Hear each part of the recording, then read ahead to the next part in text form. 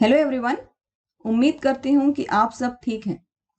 ये क्लास 12 के chapter 1 electric charges and fields का पहला लेक्चर है। क्या आपको कभी दरवाजा खोलने या बंद करने के समय उसके नॉब से करंट का झटका लगा है?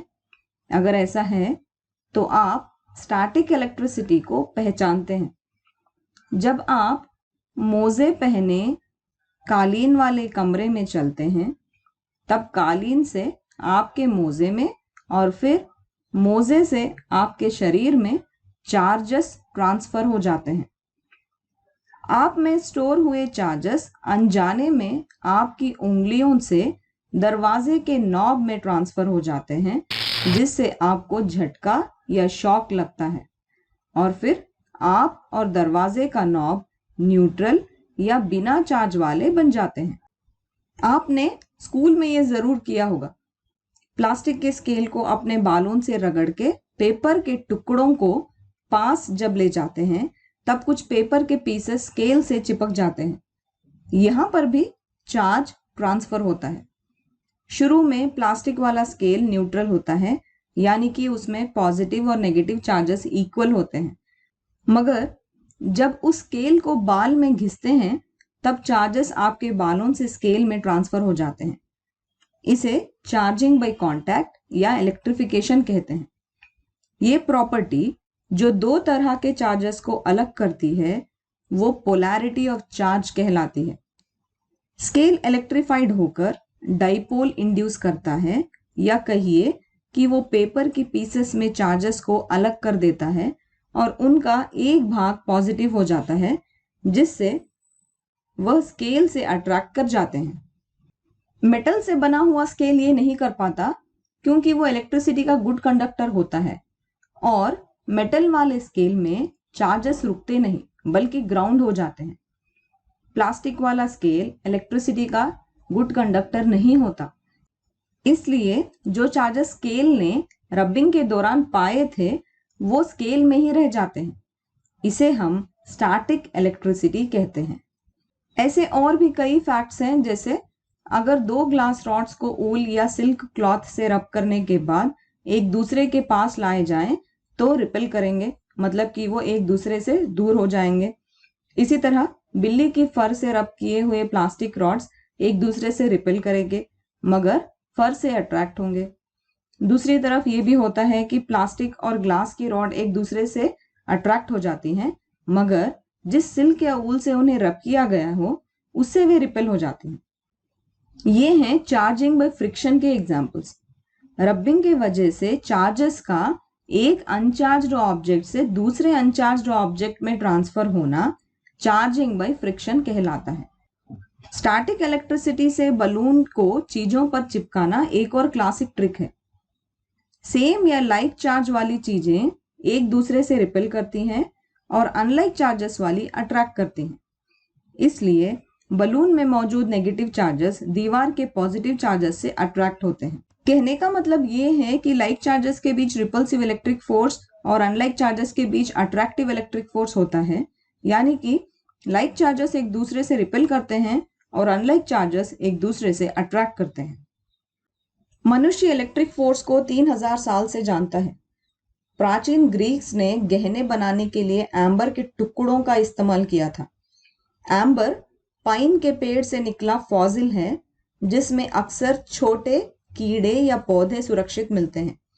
ग्रीक्स ने पाया कि एम्बर को जानवर के फर के टुकड़े से रगड़ने के बाद ये धूल, मिट्टी या डस्ट को अट्रैक्ट करता है।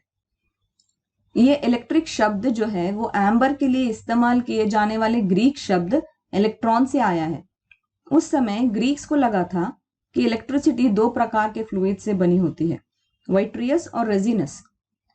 बट फिर बाद में बेंजामिन फ्रैंकलिन ने प्रपोज किया कि इलेक्ट्रिक करंट तो दो तरह के प्रेशर्स वाली इलेक्ट्रिक फील्ड है। इन प्रेशर्स को उन्होंने पॉजिटिव और नेगेटिव बताया। Principle of conservation of charge को भी फ्रैंकलिन ने ही बताया था। फिजिक्स में एक बेसिक रूल है कि जब भी कोई बॉडी को चार्ज किया जाता है उस सिस्टम में इलेक्ट्रॉन्स क्रिएट या डिस्ट्रॉय नहीं होते, बल्कि एक बॉडी से दूसरे बॉडी में ट्रांसफर हो जाते हैं, यानी कि चार्ज कंजर्व्ड होता है। आपने देखा होगा एक गेम है पासिंग द बॉल। वो पासिंग द बॉल वाली गेम में बॉल को चार्ज से कंपेयर कर सकते हैं। चार्ज भी इस बॉल के जैसे एक बॉडी से दूसरी में ट्रांसफर किया जा सकता है, लेकिन गायब नहीं किया जा सकता। 1750 में फ्रैंकलिन ने एक लाइटनिंग रॉड को बनाया था। अपने घर की छत पर उन्होंने लोहे की रॉड लगाई जिसमें नोकीले तार थे। इसमें से एक तार को घंटी से जोड़ा था और दूसरी घंटी ग्राउंड से जुड़ी थी। एक बार जब बिजली कड़कती, घंटी बजती और चिंगारी उनके घर को रोशन कर देती। फ्रैंकलिन का कहना यह था कि वो रॉड्स बादल में से इलेक्ट्रिक फायर को चुपचाप खींच लेते हैं। उन्होंने ये बिजली के कड़कने वाली दिक्कत से बचने के लिए उस समय की फेमस पेंसिल्वेनिया यूनिवर्सिटी में भी लाइटनिंग रॉड्स लगवाए थे।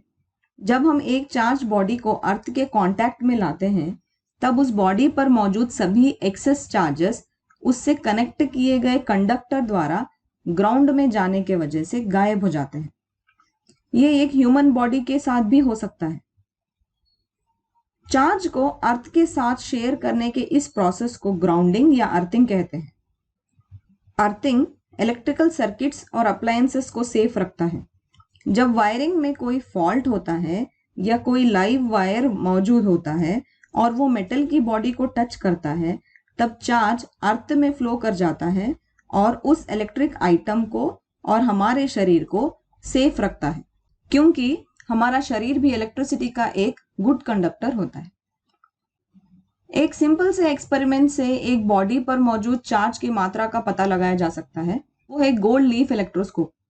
इसमें एक कंडक्टिंग रॉड के ऊपर एक मेटल की नॉब होती है और इसके नीचे गोल्ड की फॉइल से बने 2 पत्ते होते हैं। जब उस मेटल की नॉब के ऊपर से एक चार्ज्ड ऑब्जेक्ट छूता है, तब चार्ज नीचे फ्लो होके गोल्ड के लीव्स को एक दूसरे से दूर करता है या डाइवर्ज करता है। ये डाइवर्जेंस की डिग्री चार्ज के अमाउंट का इंडिकेटर होती है। यहां पर ये गोल्ड लीव्स नेगेटिव चार्जेस के रिपल्शन के कारण डाइवर्ज हो रहे हैं। अगर पॉजिटिव चार्ज वाला रॉड नॉब के पास ले जाया जाए तो इलेक्ट्रोस्कोप में नेट चार्ज तो नहीं होगा, मगर वो पोलराइज्ड होगा, मतलब कि नॉब नेगेटिव और लीव्स पॉजिटिवली चार्ज होंगे। तब पॉजिटिव चार्जेस के कारण लीव्स रिपल होंगे। अगर आप इस नॉब को हाथ से टच करेंगे तो आप उसे ग्राउंड कर रहे हो, यानी कि चार्ज आपके हाथ से नॉब में तब तक ट्रांसफर होता रहेगा जब तक उसका नेट चार्ज 0 ना हो। और जब इलेक्ट्रोस्कोप डिस्चार्ज हो जाता है, तब ये गोल्ड की लीव्स नीचे लटकती रहती है।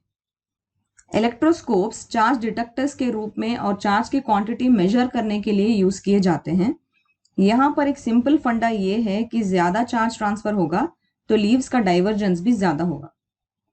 अब इतना कुछ जानने के बाद अब हम इलेक्ट्रोस्टैटिक्स को डिफाइन कर सकते हैं। Electrostatic deals with the study of forces, fields and potentials arising from static charges. मतलब कि स्टैटिक चार्जेस के वजह से जो फोर्सेस, फील्ड्स या पोटेंशियल्स बन रहे हैं, उन सब की पढ़ाई को इलेक्ट्रोस्टैटिक्स कहा जाता है।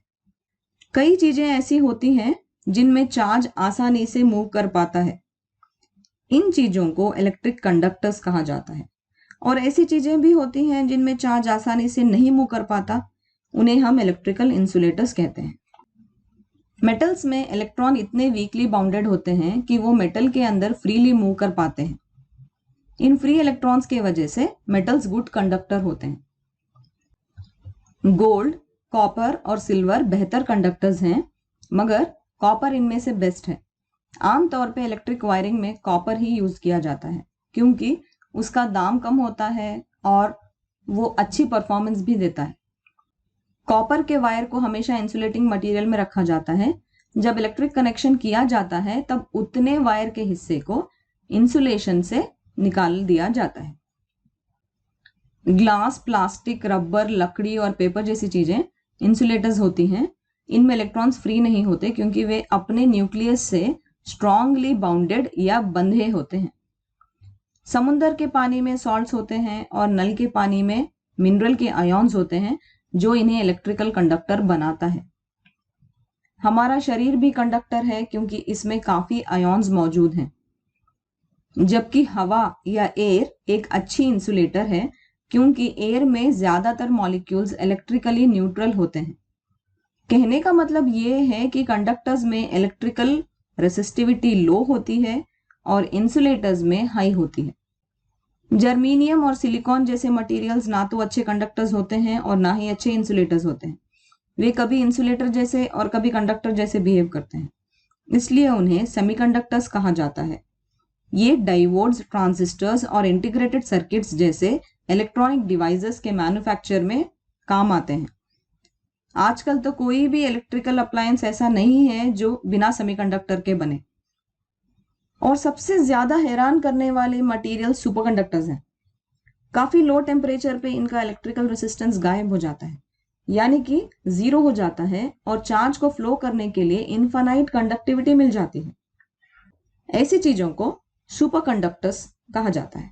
ओके देन, मिलते हैं इलेक्ट्रिक चार्जेस एंड फील्ड्स के अगले लेक्चर में दिलचस्प और नए कॉन्सेप्ट्स के साथ। अपना और अपने परिवार का ध्यान रखें और नई चीजें सीखते रहें। Thank you, bye.